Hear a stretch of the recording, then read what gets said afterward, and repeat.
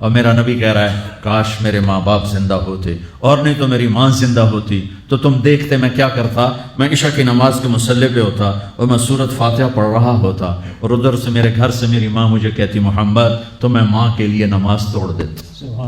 ہاں، میں ماں کے لیے نماز توڑ دیتا۔ اور میرے نبی سے پوچھا گیا یا رسول اللہ قیامت کب آئے گی؟ یہ بچیاں غور سے سنیں، سارے سنوں پر یہ خاص طور سے سنیں۔ آپ نے کہا اللہ کو پتہ ہے کہ یا رسول اللہ کوئی نشانی بتا دیں، تو آپ نے کہا جب بیٹیاں بھی ماؤں کو ذلیل کریں گی تو قیامت آئے گی۔ جب بیٹیاں بھی ماؤں کو ذلیل کریں گی تو قیامت ان تلد الامۃ ربتہا، جب ماں کے ساتھ بیٹیاں نوکر جیسا سلوک کریں گی، نوکرانی جیسا سلوک کریں گی تو قیامت کے نکارے پہ چوٹ پڑ کے رہے گی۔ یہ نہیں کہا جب کفر پھیل جائے اور جب اسلام بڑھ جائے گا، اس حالانکہ قیامت اس وقت آئے گی جب دنیا میں ایک مسلمان باقی نہیں رہے گا۔ یہ واقعہ کی سنگینی کو بتانے کے لیے فرمایا جب ماؤں کو ذلیل کیا جائے گا قیامت آ جائے گا۔ میرے نبی نے فرمایا عمر تیرے دور میں ایک شخص آئے گا اویس، اس کا قبیلہ ہوگا مراد، آگے سب کاسٹ ہوگی قرن، اویس بن عامر، اسے دعا کروانا، وہ کالے رنگ کا ہوگا، چھوٹے قد کا ہوگا، اور اس سے دعا کروانا، دعا تو بھی کروانا، علی تو بھی کروانا، علی اور عمر اویس ان کے لیے دعا کریں۔ انہوں نے پوچھا کیوں؟ کہ اس نے ماں کی خدمت کر کے اللہ کو اتنا راضی کر دیا ہے، جب وہ ہاتھ اٹھاتا اللہ خالی نہیں لوٹاتا۔ اللہ کی قسم عمر و علی کو اویس کی دعا کی ضرورت نہیں تھی، امت کو پیغام دینا تھا کہ مائیں ذلیل ہو رہی ہیں آج اور باپ جوان اولاد سے چھپتے پھر رہے ہیں، تو میرے رب میرے نبی نے یہ آگے پیغام دینا تھا کہ نبی ہو کر رسول ہو کر کہہ رہے ہیں کاش ماں ہوتی تو میں اس کے لیے نماز توڑ دیتا۔ آپ کو 8 عورتوں نے دودھ پلایا والدہ سمیت، ان میں ایک ام ایمن بھی ہیں، آپ کے والد کی باندی، تو گھر میں تشریف فرما تھے، ام ایمن بیٹھی تھی حضرت عائشہ، تو ام ایمن کہنے لگی یا رسول اللہ پانی تو پلا دیں، تو اللہ کے نبی ایک دم اٹھے، تو حضرت عائشہ ناراض ہو گئی، ام ایمن اللہ کا رسول کو کہتی پانی پلا، تو اور کیوں نہ کہوں میرا بیٹا ہے میں نے دودھ پلایا۔ تو حضرت میرے نبی نے کہا ہاں ہاں عائشہ یہ میری ماں ہے، اس کا میں نے دودھ پیا ہے۔ آپ اٹھے، گھڑے میں سے پانی بھر کے یوں دونوں ہاتھوں سے حضرت ام ایمن کو پیش کیا جو حبشی باندی تھی، چونکہ دودھ پیا ہے تو ماں کا لفظ صادق آ گیا، تو بجائے اس کے کہ برا مناتے آپ خادم بن کے اپنی ماں کو دودھ پلانے والی ماں کو آپ نے، حضرت حلیمہ سعدیہ تشریف لائیں، آپ نے اپنی چادر بچھا کر اس کے اوپر بٹھایا۔ حضرت عمر کا دور خلافت آیا، وہ ہر سال حج کرتے تھے، اور بھائی کوئی اویس ہے وہ ملتا ہی کوئی نہیں تھا۔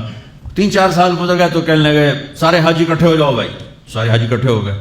آپ نے کہا سب کھڑے ہو جاؤ، سارے کھڑے ہو گئے۔ پھر آپ نے کہا یمن والے کھڑے رہو باقی بیٹھ جاؤ، تو چند ہزار کھڑے رہے باقی بیٹھ گئے۔ پھر آپ نے کہا مراد والے کھڑے رہو باقی بیٹھ جاؤ، تو 15-20 آدمی اس میں سے نکلے۔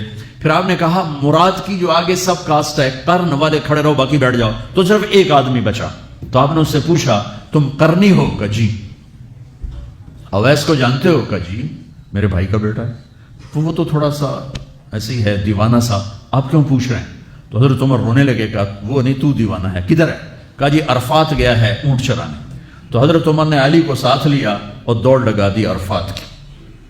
وہاں گئے تو حضرت اویس ایک جھاڑی کے نیچے نماز پڑھ رہے تھے، یہ دونوں حضرات آ کے بیٹھ گئے، انہوں نے محسوس کیا 2 بندے آ گئے، نماز مختصر کر دی۔ حضرت عمر نے پوچھا کون ہو میرے بھائی؟ کہا جی مزدور ہوں۔ تمہارا نام کیا ہے؟ کہا جی اللہ کا بندہ۔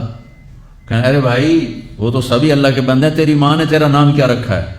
کہا تم کیوں پوچھ رہے ہو؟ انہیں تو پتہ نہیں تھا کہ عمر ولی، کیوں بھائی تسی کون ہو انٹرویو کرنے والے؟ تو مولا علی نے کہا یہ ہیں عمر بن خطاب امیر المومنین اور میں ہوں علی بن ابی طالب۔ پھر وہ ہل گئے، کہنے لگی میں معافی چاہتا ہوں، میں پہلی دفعہ آیا ہوں، مجھے تو پتہ ہی کوئی نہیں ہے۔ تو حضرت عمر نے فرمایا تم اویس بن عامر ہو؟ کہ اچھا ہاتھ اٹھاؤ ہمارے لیے دعا کرو۔ وہ کہنے لگے آپ کیا کہہ رہے ہیں، یہ آپ کیا کہہ رہے ہیں، میں آپ کے لیے دعا کروں گا، میری کیا اوقات ہے؟ کہا ہاں ہمیں ہمارے نبی نے فرمایا تھا عمر علی جنت میں تیرا گھر میرے گھر کے سامنے ہوگا، اس کے بعد کسی کی دعا کی ضرورت ہے؟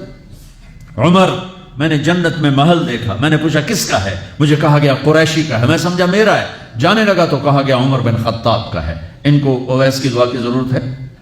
میدان عرفات میں 1.25 لاکھ صحابہ کے ساتھ آپ اونٹ پہ تشریف فرمایا، اونٹنی پر، تو آپ نے فرمایا اس وقت میرا اللہ میرے صحابہ پہ فخر کر رہا ہے اور عمر پہ خاص طور پہ فخر فرما رہا ہے.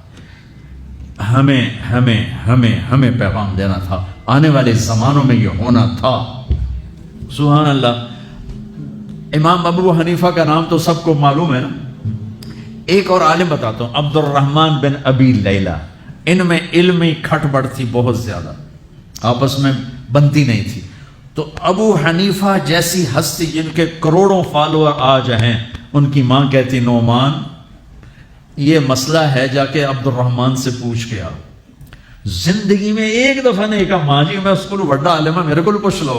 کہا اچھا ماں جی. اپنی چادر اٹھاتے اور پہنچ جاتے دروازے پہ دستک دے کے بھائی مجھے میری اماں نے بھیجا ہے آپ اس میں فتویٰ. حالانکہ ان کی اپنی رائے اس کے خلاف ہوتی تھی، لیکن ماں کے احترام میں جا کر ان سے مسئلہ پوچھتے جن سے روزانہ مناظرہ ہوتا تھا، روزانہ کھٹپٹ ہوتی تھی علمی. ماں نے کہہ دیا جا کر ان سے پوچھ کے آتے تھے.